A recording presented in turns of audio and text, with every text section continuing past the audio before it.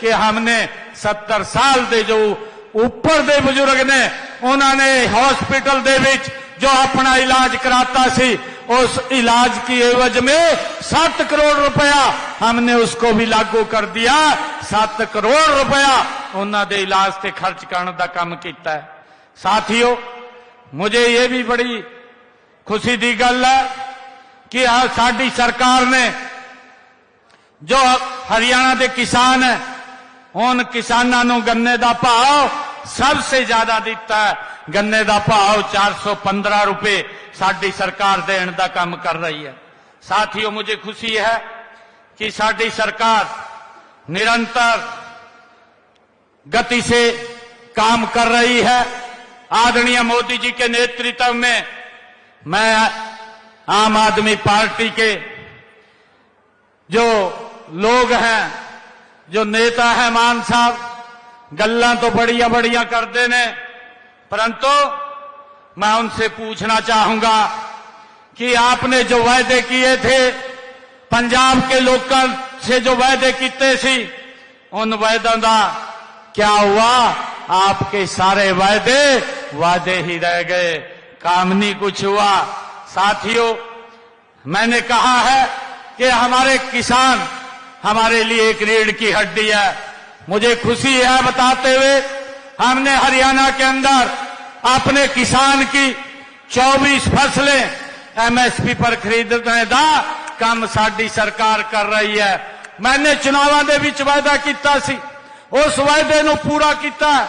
मैं आम आदमी दी सरकार नूं, मैं भगवंत मान नूं भी पूछना चाहता है, तुसीं किसानां नूं तो बरगलाण दा काम करदे आ, उन्हां दे आगे झूठ बोलदे ने, परंतु तुसीं पंजाब दे किसानां नूं क्या उन्हां दी सारी फसल खरीदण दा तुसीं वायदा काम कीता है? ये बताण दा काम पंजाब दे किसानां नूं करिए। इसी प्रकार कांग्रेस दे लोग उन्होंने भी कभी किसानां नूं ये उन्हां दी फसल नूं एमएसपी ते खरीदण दा काम नहीं कीता। साडी सरकार ने हरियाणा दे विच अपने किसान दी सारी फसल एमएसपी पर खरीदण दा काम कीता। मुझे खुशी है कि हमने किसान के खाते विच 12 लाख, किसान के खाते विच 1,64,000 करोड़ रुपया उन्हां दे खाते विच पहुंचाउण दा काम ये साडी सरकार ने कीता है। साथियों, मैं आम आदमी सरकार से ये भी पूछना चाहता हूं कि आपने जो अभी हमारे सुनील जाखड़ जी ने गल कीती है, जी राम जी की गल कीती है, और कांग्रेस दे लोग, आम आदमी तो तुरंत विधानसभा बुला करके एक रेजुलेशन भी पास कर दिता कि हम नरेंद्र मोदी जी ने जो जी राम जी लेकर के आए हैं उसका हम विरोध करते हैं। मान साहब, मैं आपको पूछना चाहता हूं कि आप जो गल्लां कर रहे ने कि हम इसका विरोध करते हैं, मैं आपको ये पूछना चाहता कि आपने श्रमिकों के कल्याण और गांवों के विकास के लिए क्या कदम उठाए हैं? आज ये पंजाब के लोग की जानना चाहते हैं। लेकिन मैं ये भी कहना चाहना कि पंजाब सरकार इस योजना का किस तरह से विरोध कर रही है। यही नहीं, इसने इसका विरोध नहीं किया, इन्हें विधानसभा दे विच रेजुलेशन ला करके एक प्रस्ताव भी पास किया 30 दिसंबर को। मुझे वह प्रस्ताव जो मान साहब लेकर के आए हैं, उस प्रस्ताव को देख करके मुझे बड़ी हैरानी हुई है। और इस प्रस्ताव में न तो कोई आंकड़ा दिया है, न कोई तथ्य दिया है, और न ही कोई सुझाव दिया है कि जिससे इसके अंदर सुधार किया जा सके। मैं मान साहब को यह भी बताना चाहता हूं कि पंजाब में मनरेगा योजना के तहत हजारों गांव के अंदर पंचायतों में सामाजिक जो सोशल ऑडिट हुआ है, उसके दौरान बहुत ज्यादा भ्रष्टाचार आपके पंजाब के अंदर हुआ है। लेकिन न तो दोषियों पर मान साहब ने कोई कार्रवाई की है, न मजदूरों को आज तक एक पैसा दिलाना दा इन्होंने कम किया है। और ये हरियाणा पंजाब दी विधान सभा दे विच प्रस्ताव पास करने का काम किया है कि मुझे शायद इस प्रस्ताव ते उन्हां दा वोट मिल जाए, राजनीतिक लाभ मिल जाए। ये मान साहब ने विधान सभा दे विच प्रस्ताव ला करके ये पंजाब दे जो हमारे श्रमिक हैं उन्हां दे नाल धोखा किया है। साथियों, मुझे ध्यान में है पिछले दिनों हमारे पंजाब दे विचों भारत के कृषि मंत्री शिवराज चौहान जी वो इत्थे आए सी। उन्होंने यहाँ दे पंजाब दे कुछ श्रमिक मिले सी और मनरेगा के वो हमारे जी राम जी के ये श्रमिक थे और उन्होंने मिलकर के उनको अपनी बात रखी थी और उन्होंने कहा था कि हमारा सारा पैसा जो हम मेहनत करते हैं और मेहनत करके पसीना बहा करके हम जो पैसा कमाते हैं वो पैसा भी ठेकेदार हमें नहीं देते और साथियों उस पैसे को पता नहीं कौन लोग खा जाते हैं, किन की जेब में चला जाता है, ये आज तक पंजाब सरकार को नहीं पता चला है। मैं बताना चाहता हूं कि जो सोशल ऑडिट के अंदर 13,304 पंजाब की ग्राम पंचायतों में से 5,915 ग्राम पंचायतों में जो सोशल ऑडिट हुआ है, लगभग 10,663 भ्रष्टाचार के मामले उसमें इस जी राम जी जो योजना है इसके माध्यम से आए हैं।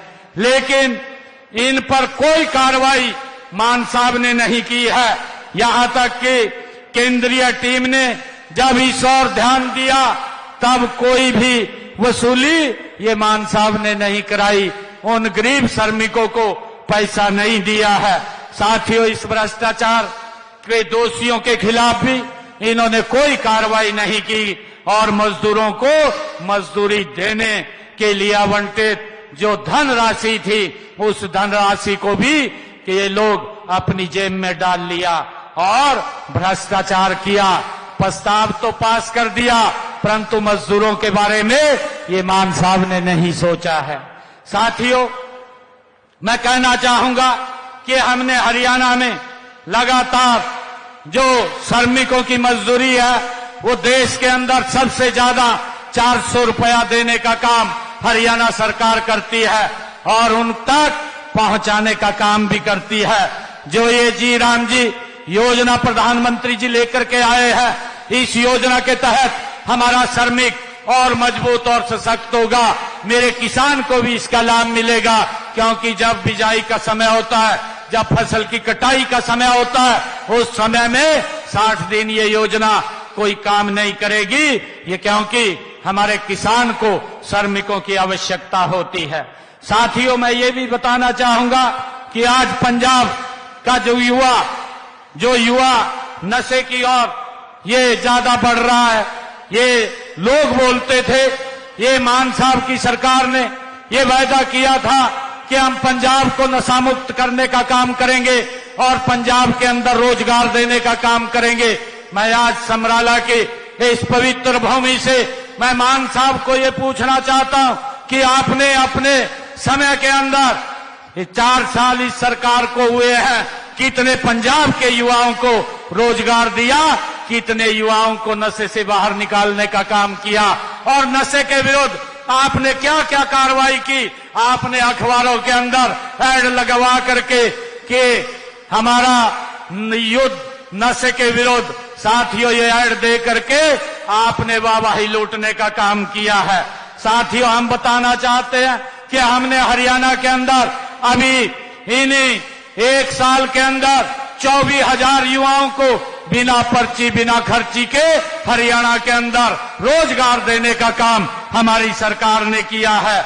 उनका कहीं कोई पैसा नहीं लगा है। और साथियों, लगातार हमारी सरकार जो युवाओं को नशे से बाहर निकालने के लिए चाहे साइक्लोथॉन यात्रा हो, चाहे मैराथन हो, चाहे हमारे यहाँ पर युवाओं को सेमिनार के माध्यम से उनको जागरूक करने का काम हो, हमारी सरकार लगातार काम कर रही है।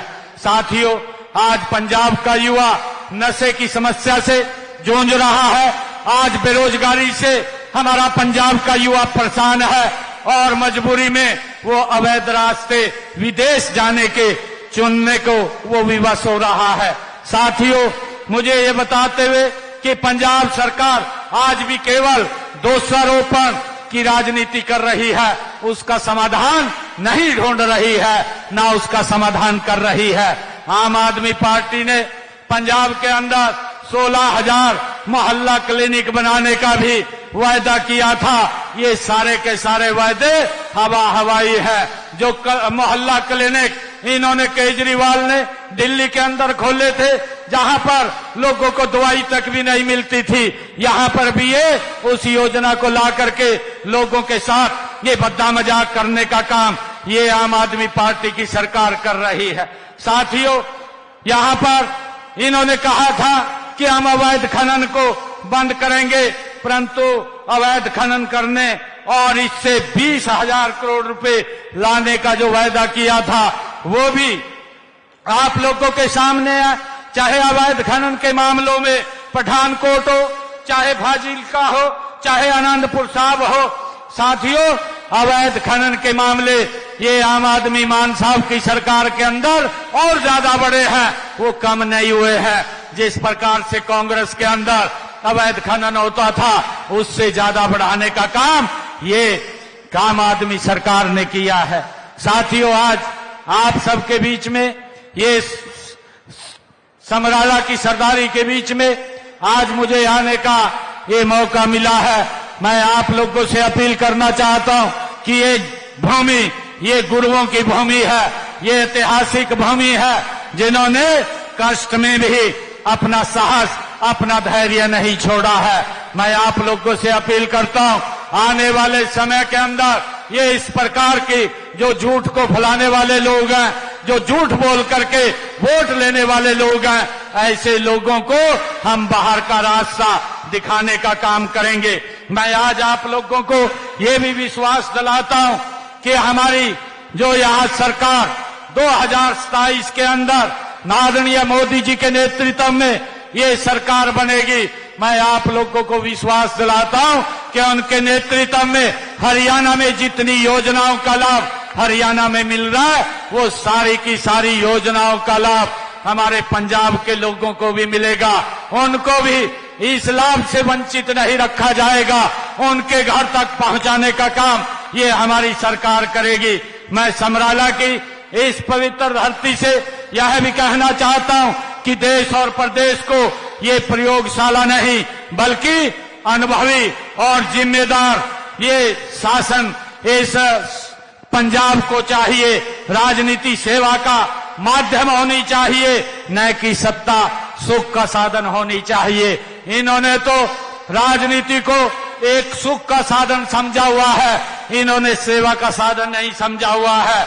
यह धरती, ये पंजाब की धरती, ये गुरुओं की धरती है, हमें सिखाती है कि अन्याय के खिलाफ हमें खड़ा होना ये हमारा सच्चा धर्म है। मैं आप लोगों से अपील करता हूं।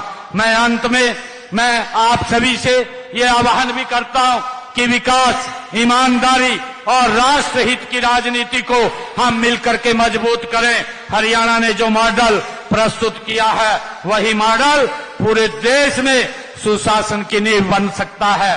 साथियों, वह गुरु से मैं प्रार्थना करता हूं कि पंजाब को भी प्रगति, शांति और समृद्धि के मार्ग पर ये हमारा पंजाब भी गति से आगे बढ़े। जो लगातार राजनीतिक इन इच्छाओं के कारण इन लोगों ने जिस प्रकार से पंजाब को पीछे धकेलने का काम किया है, मेरा पंजाब भी ये गति से आगे बढ़े और हर व्यक्ति तक सरकार की योजना का लाभ पहुंचे, ये है मैं कहना चाहूंगा।